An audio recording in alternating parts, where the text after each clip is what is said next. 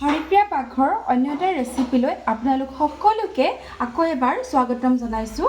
আশা কৰিছোঁ আপোনালোক সকলো ভালে আছে চাগে।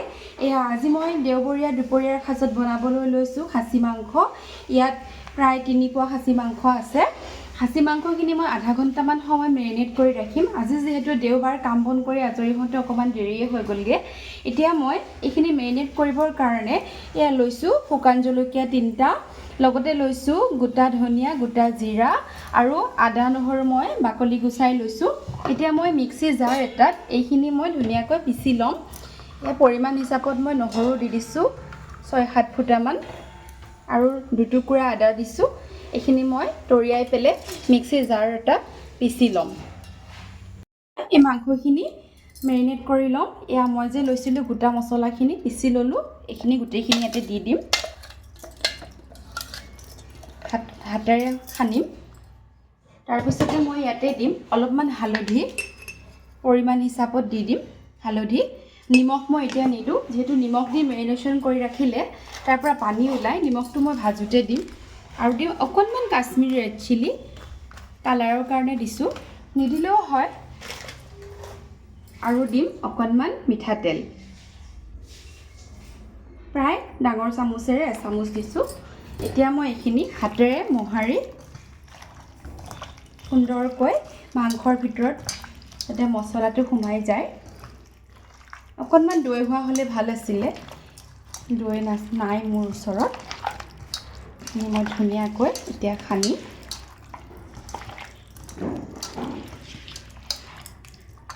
গোটেই মছলাখিনিৰ লগত সানি এতিয়া মই এইখিনি ঢাকন মাৰি আধা ঘণ্টাৰ কাৰণে থৈ দিম।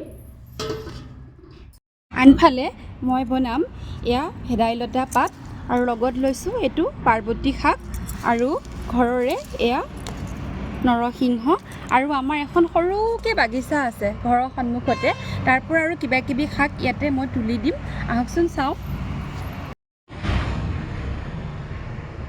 দেখিছেনে লাইপাত? লাইপাত মই ইয়াৰ পৰা 3 খিলামান ছিঙি ল'ম, 3-4 খিলামান। আৰু এজোপাৰ পৰাও ল'ম। বেছিকৈ হোৱা নাই, সৰু সৰু হৈ আছে, এইকেইজোপাই ডাঙৰ হৈছে। আৰু লগতে ল'ম সৰু সৰু অকণ অকণ খুতুৰা, ইয়াৰ লগত মিক্স দিবৰ বাবে। আৰু শাক, আৰু ডাঙৰ ডাঙৰ খুতুৰা, মৰিচাও আছে। চব মিক্স কৰি পেলাই মই ভেদাইলতাৰ জোলখন বনাম।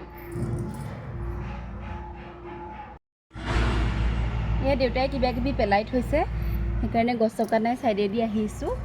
আৰু আদা পাত কুমলীয়া চাই মই লৈ লৈছোঁ কেইটামান ইয়াৰ লগতে মিক্স দিবৰ বাবে। মই ভেদাইলতা পাত, তাৰপিছতে লগতে লৈছোঁ ঘৰৰ বাৰীত হোৱা বৰলাই, পাৰ্বতী শাক। পাৰ্বতী শাক আপোনালোকে খাইছেনে বাৰু? এইটো পাৰ্বতী শাক চিনি পাইছেনে? আপোনালোকে কি বুলি কয় কমেণ্টত জনাবচোন। আৰু লৈছোঁ আদা পাত, ঘৰৰ বাৰীৰে সৰু সৰু লাই চব ছিঙি লৈছোঁ। আনফালে দেউতাই ৰ'দত শেৱালি ফুল আমাৰ ঘৰৰ বাৰীৰে হয়, শুকুৱাবলৈ দিছে। শেৱালি ফুলৰ শুকান আঞ্জা খাৰ খাই বৰ ভাল লাগে মাছৰ লগত। শেৱালি ফুল শুকোৱাৰ পিছত মই বনাই দেখাম বাৰু।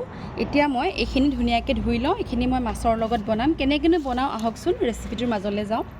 গোটেইখিনি শাক মই ধুই ল'লোঁ চাফাকৈ। আকৌ মিক্সি জাৰটো যিটোত মই মছলা পিচিছিলোঁ সেইটো অকণমান আউখলিয়াই ইয়াতে মই কুটি এইখিনি মই পানী অকণমান দি পেলাই পিচি ল'ম।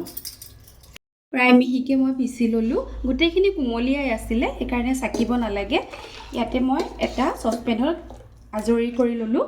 লৈ পেলাই মই গেছটো জ্বলাই এইখিনি মই অকণমান সময় উতলিবলৈ দিম। ইয়াতে মই পৰিমাণ হিচাপত হালধি আৰু সোৱাদ অনুপাতে নিমখ একেবাৰে দিয়ে দিম। আৰু মিক্সি জাৰটোত যিকণ আছিল সেইকণ মই পানী দি আউখলিয়াই দি আছোঁ। মোৰ মাংসখিনি প্ৰায় আধা ঘণ্টা মেৰিনেশ্যন কৰা হৈ গ'ল। মই এতিয়া ইয়াতে এখন কেৰাহী পাতি লৈছোঁ আৰু এইখিনি অকণমান উতল আহিছে। শাকৰ কেঁচা গোন্ধখিনি যোৱালৈকে মই উতলাম। আপোনালোকে মছলাত ভাজিও বনাব পাৰে, মই এনেকৈ বনাই ভাল পাওঁ। আৰু 2টা মই আলু সিজাই থৈছোঁ ইয়াতে দিবৰ কাৰণে, যিহেতু জোলখন অকণমান ডাঠ হ'ব আলু দিলে। আৰু আলুটো ল'ৰা ছোৱালীও খাই ভাল পায়। আৰু ইয়াতে মই পৰিমাণ হিচাপত দিলোঁ হালধি আৰু অকণমান সোৱাদ অনুপাতত মই নিমখ দি দিম। দি পেলাই আৰু অলপ ভালকৈ উতলিবলৈ গেছটো চিমত এৰি দিম। এইফালে পাতি দিয়া কেৰাহীখন গৰম হোৱালৈকে মই এয়া ভেদাইলতাৰ জোল বনাবৰ বাবে কি কি মছলা লাগিব মই ৰেডি কৰি লৈছোঁ। আহকচোন দেখুৱাওঁ। এয়া লৈছোঁ নহৰু গোটাকৈ বাকলি গুচাই থৈছিলোঁ মই। এয়া নহৰু এই মিক্সি সৰু জাৰ এটাত লৈ লৈছোঁ।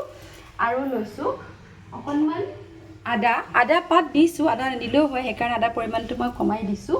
আৰু লগতে দিছোঁ দুটা এয়া কেঁচা জলকীয়া। আৰু লৈছোঁ মই এটা বাটিত এয়া অকণমান জিৰাৰ গুড়া আৰু অকণমান জালুকৰ গুড়া। যিহেতু জালুকৰ গুড়া অবিহনে ভেদাইলতা আধৰুৱা হৈ থাকিব, এইখিনি লৈছোঁ। এতিয়া মই এইখিনি মসৃণকৈ মিক্সি জাৰটোতে পিচি ল'ম। কেৰাহী গৰম হৈছে। মাংস বনাবৰ বাবে মই এখন কেৰাহী পাতি দিছিলোঁ, ছাগলীৰ মাংস। এতিয়া মই ইয়াতে পৰিমাণ হিচাপত তেলটো দি দিম। মই মেৰিনেশ্যন কৰোঁতে তেল অলপ দি থৈছিলোঁ, সেইকাৰণে অকণমান কমাই দিম। এতিয়া এই তেলতে মই দিম এয়া মই পিঁয়াজ মিহি মিহিকৈ কাটি ৰাখিছিলোঁ, পিঁয়াজ দি দিম।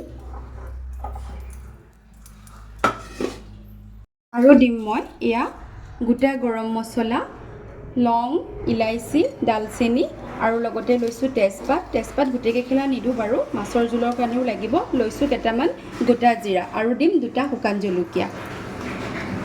কেৰাহীত মোৰ তেল গৰম হ'লে এতিয়া মই ইয়াতে দিম এই গোটা লং, ইলাইচি, ডালচেনি। তাৰপিছতে দিম এটা শুকান জলকীয়া, লংটো ফুটে। এয়া দুখিলা তেজপাত মই তাত ফুটি দিছোঁ আৰু দিছোঁ কেইটামান গোটা জিৰা। আৰু দিম ইয়াতে মই এয়া কাটি ৰখা পিঁয়াজখিনি। মই গোটেই আঞ্জাখিনিৰ বাবে একেলগে মছলাখিনি ৰেডি কৰি লৈছোঁ, সেইকাৰণে অলপ থ'ব লগা হৈছে অলপকৈ। মই দিছোঁ 1 চামুচ চেনি কালাৰৰ কাৰণে, কালাৰটো কেৰামেলাইজ হ'ব। অকণমান চেনি দিছোঁ।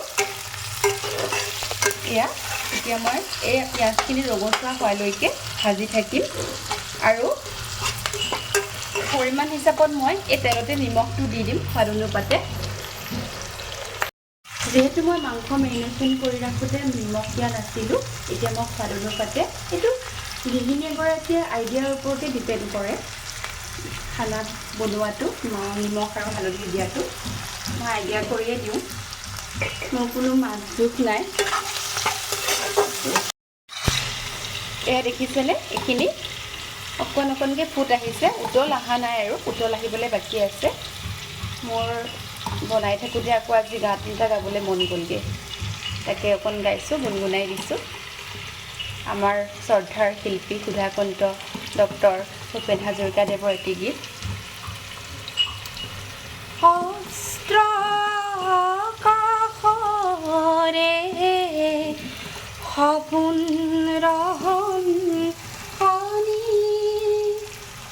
ক্লান্ত লুইতৰে হেঙুলীয়া পানী, বৈ যায়, বৈ যায়, বৈ যায়। প্ৰায় বাদামী কালাৰ হৈছে। এতিয়া মই এয়া সানি ৰখা মাংসখিনি দি দিম। দেখিছেনে, নিমখ নিদিওঁতেও পানী ওলাইছে। মই কৈছিলোঁ নহয়, সেইকাৰণে মই নিমখ নিদিওঁ। যিকোনো মাংস হওক কিবা হওক সানি থ'লে মই নিমখ নিদিওঁ। এয়া মই এতিয়া এইখিনি ভালকৈ লৰাই বগৰাই দিম। দি পেলাই ঢাকন এখন দি গেছটো মিডিয়াম টু ল' ফ্লেমত ৰাখি মই ভাজি থাকিম। মছলা ভাজ খোৱালৈকে মই ভাজি থাকিম। এতিয়া এই ভেদাইলতা যে মই বিভিন্ন শাক মিক্স কৰি পেলাই মিক্সিত পিচি পেলাই সিজাইছিলোঁ, এইখিনিও প্ৰায় উতল আহি গ'ল, হৈয়ে গ'ল। ইয়াতে মই এতিয়া দি দিম মাছটো। এয়া ভাজি ৰখা মাছ, কালি অনা হৈছিলে, মই ভাজি ৰাখিছিলোঁ। এয়া দি দিছোঁ।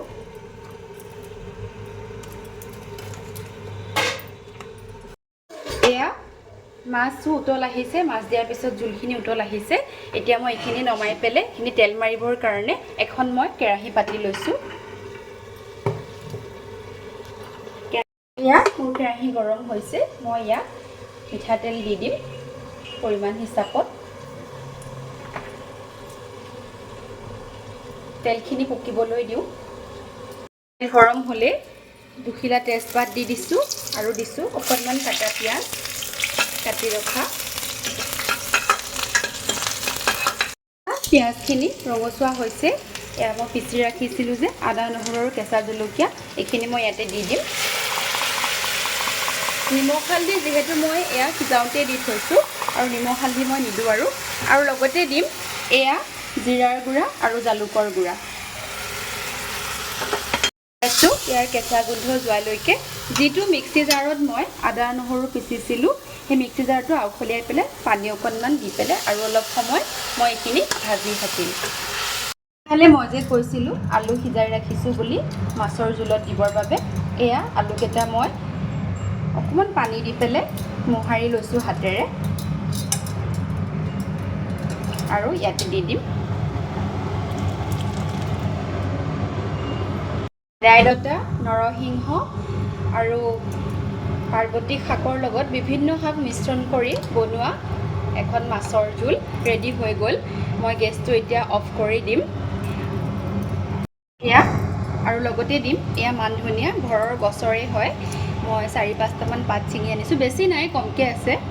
এয়া হৈছে আৰু এতিয়া ইয়াতে দি দিম। লোকেল ধনিয়াটো দিব পাৰে। মান ধনিয়া দিছোঁ আৰু এইটো অকণ সময় উতল আহিবলৈ দিম। এয়া আনফালে মই মাংস ভাজি আছোঁ। মাংস প্ৰায় 70% কুক হৈছে। মই ইয়াতে দি দিম আলু। ডাঙৰ ডাঙৰকৈও লৈছোঁ, সৰু সৰুকৈও কাটি লৈছোঁ। যিকেইটা সৰু আলু সেইকেইটা ডাঙৰকৈ লৈছোঁ আৰু যিকেইটা ডাঙৰ আলু সেইকেইটা সৰু সৰুকৈ কাটি লৈছোঁ দুপিচকৈ। এতিয়া মই ইয়াতে 2টা পকা বিলাহী এড কৰিম। মাংস আলু ভাজি আছোঁ, এতিয়া মই 2টা বিলাহী ডাঙৰ ডাঙৰকৈ কাটি দিছোঁ। আনফালে মই আন এটা চচপেনত পানী গৰম হ'বলৈ এৰি দিছোঁ মাংসত দিবৰ কাৰণে। এতিয়া মই আকৌ ঢাকন লগাই মাংসখিনি ভালকৈ সিজালৈকে ভাজি থাকিম। এইখিনি গোটা গৰম মছলা, লং, ইলাচি, দালচেনি মই পানীত তিয়াই থৈছিলোঁ। এইখিনি মই অকণমান থেথেৰিয়াই ল'ম লাষ্টত মাংসত দিবৰ কাৰণে। এয়া মাংস প্ৰায় ভাজ খাইছে। এয়া মাংস হাড়ৰ পৰা মাংস এৰি গৈছে, মাংস প্ৰায় সিজিছে। এতিয়া মই পানীখিনি গৰম হ'বলৈ অপেক্ষা কৰি আছোঁ। গৰম হ'লে মই ইয়াত দি দিম। এয়া প্ৰায় 45 মিনিটমান ভাজাৰ পাছত এয়া মাংস অলপ প্ৰায় লাগি ধৰিছে, মাংস সিজিছে, আলু সিজিছে। এতিয়া এই গৰম পানীখিনি মই ইয়াতে যিমানটো জোল খাওঁ জোল হিচাপত ঢালি দিম। এয়া পানী মই দি দিলোঁ। এতিয়া মই ঢাকন মাৰি আৰু 15-20 মিনিট সময় আৰু অকণমান পানীটো দি দিছোঁ। ঢাকন মাৰি 15-20 মিনিট সময় মই উতলিবলৈ দিম। এইখিনি উতলা শেষ হ'লে মই এয়া তিয়াই ৰখা গৰম মছলা পতা এখনত থেতেলিয়াই আনিছিলোঁ আৰু লগতে আছে এয়া ধনিয়া দি দিম। উতলা হওক ভালকৈ। এতিয়া মই ঢাকনখন উদঙাই চাইছোঁ। এয়া আলু এয়া সিজি গ'ল, মাংসও সিজিলে। এতিয়া ইয়াতে মই এয়া পতাত যে অকণমান হেৰি কৰি থৈছিলোঁ, থেতালি থৈছিলোঁ গৰম মছলাকণ ওপৰৰ পৰা দি দিছোঁ। লগতে দিছোঁ কেইটামান ধনিয়া পাত আৰু এয়া আজি আমাৰ দেওবৰীয়া দুপৰীয়া সাজত বনোৱা আলুৰ লগত খাচী মাংসৰ জোল। আৰু লগতে এতিয়া মই গেছটো বন্ধ কৰি দিম। আৰু লগতে এয়া ভেদাইলতা, নৰসিংহৰ বিভিন্ন শাকৰ লগত বনোৱা মাছৰ জোল আজি দেওবৰীয়া সাজ বুলি বনালোঁ। কেনেকুৱা পালেনো মোৰ ৰেচিপিকেইটা আপোনালোকে ট্ৰাই কৰিবচোন। যদি ভাল পায় মোক কমেণ্ট কৰিব আৰু লাইক, শ্বেয়াৰ, ছাবস্ক্ৰাইব কৰিবলৈ নাপাহৰিব। কাষতে থকা বেল আইকনটো দবাই দিব মোৰ অল নটিফিকেশ্যন পাই থাকিবৰ বাবে। ধন্যবাদ। আজিলৈ আহিছোঁ।